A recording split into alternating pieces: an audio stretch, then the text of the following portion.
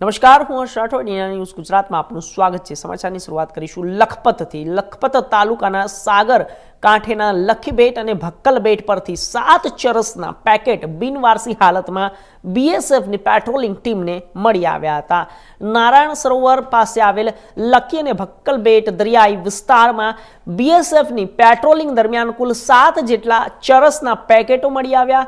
BSF દ્વારા packet કબજે કરી આગળની કાર્યવાહી આદરી છે। ઉલ્લેખનીય છે કે જ્યારે અબડાસાના સાગર કાંઠે તેમજ વિવિધ ટાપુઓ પરથી દરિયાઈ ભરતી બાદ ચરસ, માદક પદાર્થો અને કન્ટેનરો મળી રહ્યા છે, ત્યારે હવે સિલસિલો લખપત તાલુકાના ટાપુના કાંઠે પહોંચ્યો અને આથી વિવિધ સુરક્ષા એજન્સીઓ સતર્ક બની ગઈ છે।